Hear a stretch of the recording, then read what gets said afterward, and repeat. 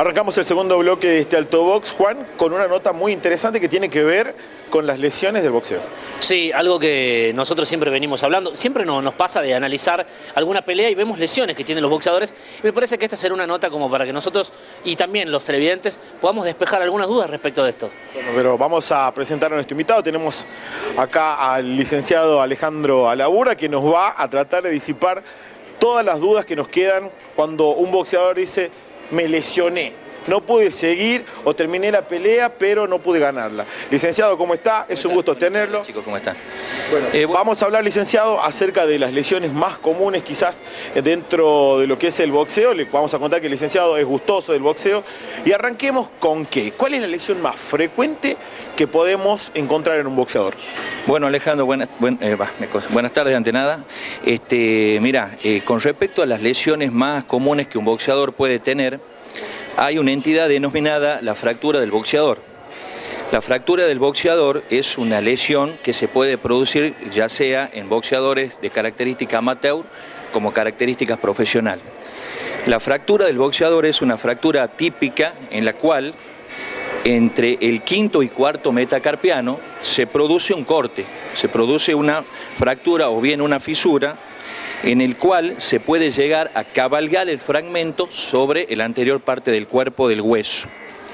Es una fractura que se puede producir ya sea cuando nosotros hablamos de un boxeador amateur, es aquel atleta en el cual todavía, cuando está en su entrenamiento, puede realizar un golpe, ya sea al saco de boxeo o con un sparring, en una forma todavía de una persona que no conoce bien la técnica.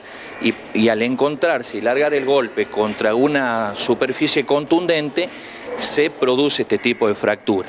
¿Por qué es más común en un amateur que en un profesional? Porque evidentemente la forma en que se da el golpe, un profesional la conoce, es mucho más eficiente y mucho más práctica con los dos nudillos, por la fuerza con que el impacto da al oponente. Pero sin embargo también se produce esta fractura y otras en los mismos combates, ya hablamos de características profesionales. El problema cuando se produce en la fractura, en el fragor de la lucha, es que al mismo tiempo el profesional está muy bien contenido por un vendaje profesional y el guante. Entonces quizás siente el impacto, siente el dolor de una propia fractura, siente el dolor, siente la impotencia funcional, seguramente va a sentir más débil el brazo en ese momento, pero en su ímpetu de no abandonar la pelea, continúa con la pelea. Inclusive para el mismo médico es difícil diagnosticar si está fracturado o no, porque no está viendo en síntesis la zona afectada. Sí. Es por eso que nosotros con Juan hemos visto en muchas oportunidades boxeadores que te dicen: sentí que me pasó algo en la mano en tal o cual round, pero decidí seguir, Juan. Sí, eso pasa muy a menudo, digo, esto de las lesiones que tal vez son imperceptibles en el momento, tal vez sienten algo mínimo y que después se van agravando con el correr de las horas o el correr de los días. Es tal cual, en el momento de la lucha el boxeador va a sentir un dolor, por supuesto, es un ser humano y una fractura siempre es dolorosa, siempre el síntoma, reflejo que se produce es un amortiguamiento, pero conforme van pasando algunos minutos, debido a la buena contención del vendaje, el boxeador continúa, inclusive puede pegar casi diríamos con la misma fuerza que si no hubiera sido fracturada. Pero acá donde nosotros tenemos el problema real, que si el boxeador, más allá del compromiso que tiene por su pelea, se para a tiempo, la rehabilitación, la reconstrucción de esa lesión es mucho más rápida que si el boxeador continuó peleando con su mano alterada durante 8 o 9 rounds más. El tratamiento médico va a ser más complejo y en muchos casos puede llevar a no sé si un retiro profesional, pero mucho más tiempo en el cual no va a poder subir a un ring porque por una simple razón, le duele la mano, vuelve a entrenar y el dolor vuelve. Entonces no pelea con seguridad, no puede seguir una carrera profesional. En el balance, la pregunta es en el balance entre tu pregunta, ¿conviene o no parar la pelea o conviene controlar? Mi respuesta como amante del boxeo te puedo decir, quiero que el tipo siga peleando, quiero que gane la pelea más si está a favor mío. Desde el punto de vista de su organismo es 100% sin duda que esa pelea se debe parar.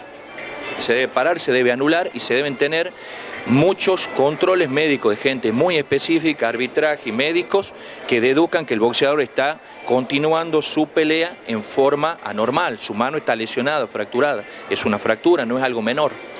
Y puede llegar a producirse lesiones nerviosas, lesiones edematosas, y quién sabe inclusive si el guante ya no soporta hasta una fractura expuesta. Entonces, para mi opinión, se debe parar la pelea.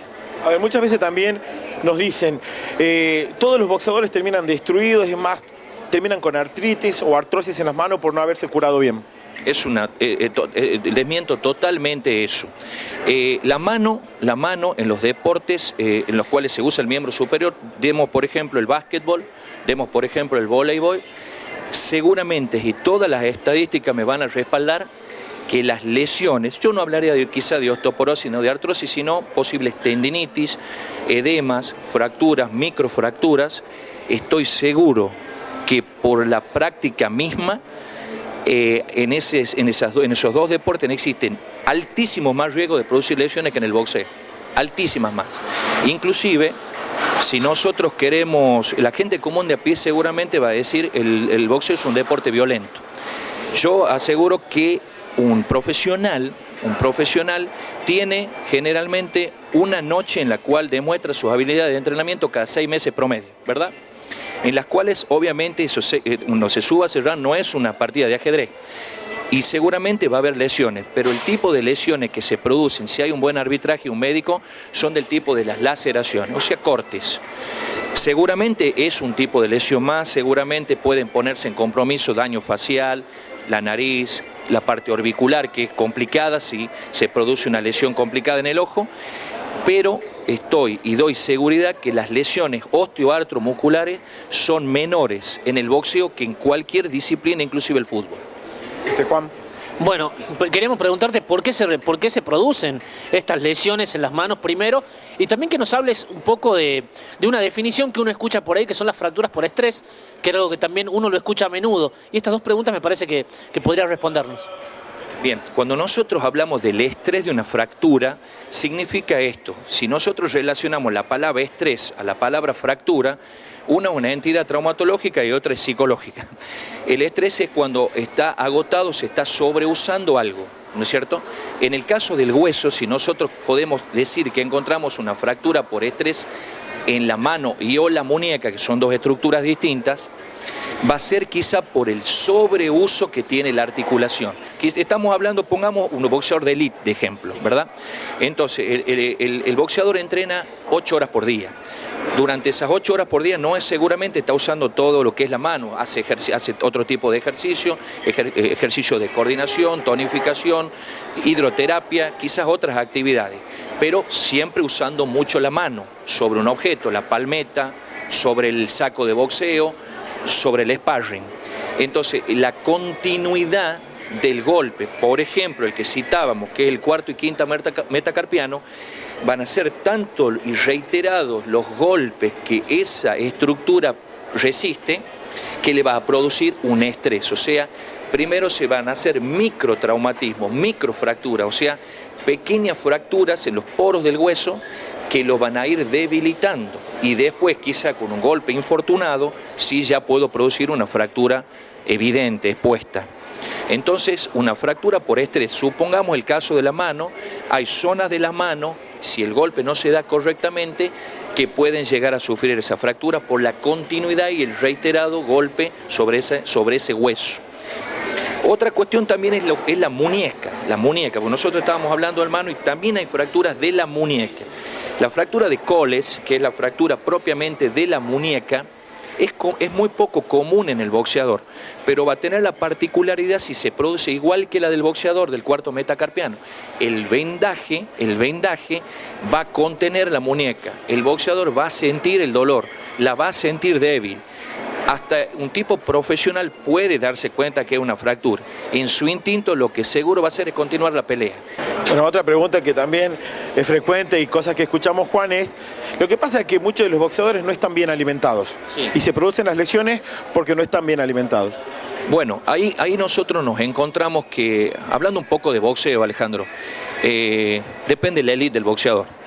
Nosotros si vemos que hay un boxeador ya profesional, tomemos un profesional obviamente, que se encuentra en formación, son sus primeras peleas y generalmente nosotros sabemos la realidad del boxeo, ¿vale? Provienen de clases sociales bajas. Seguramente un boxeador de 25 años, pongamos de promedio, generalmente podríamos decir que no ha tenido una alimentación del todo correcta. Podríamos decir que tiene algunas alteraciones de mineralización de sus huesos. Y si queremos un campeón mundial, nuestro ejemplo, Carlos Monzón, en la serie mostraba cómo un médico le decía, este hombre está roto, 14 veces defendió el título, pero tenía problemas en su mano, estaba desmineralizado por su muy altísima deficiencia de alimentación. Entonces yo puedo asegurar que hay veces que quizás ese boxeador tiene este problema y ya no se lo puede tomar a tiempo para mejorarlo médicamente. Y después tenemos otros tipos de atletas en los cuales desde muy chico, a pesar de que puede haber sido de una clase social baja, ha sido bien alimentado dentro de su propia clase social o su pobreza, para no ser más específico, y no tiene este tipo de problemas. Entonces yo te podría decir que los mismos problemas puede tener el futbolista, puede tener el basquetbolista y puede tener el rugbyista. Va a depender mucho de la característica existencial del propio atleta, cómo ha sido formado. Pero no hay nada, absolutamente nada que diga que el boxeador tiene estos problemas más que otro deportivo. Eso lo puedo desmentir contundentemente. Ha sido más que aclaradora la nota. Por supuesto que lo vamos a comprometer al licenciado porque también tenemos otro tipo de lesiones que se dan en los hombros, en otra parte del cuerpo, para los próximos programas, Juan. Exactamente, seguramente en algún momento más, en algún otro programa, nos va a acompañar el licenciado porque nos ha desasnado, como bien decimos, y fue muy enriquecedora la nota. Bueno, muchísimas gracias, licenciado, le damos las gracias y lo esperamos en próximos programas. Así que bueno, nosotros nos quedamos acá con el licenciado y ustedes quédense ahí porque continuamos con más Salto Box.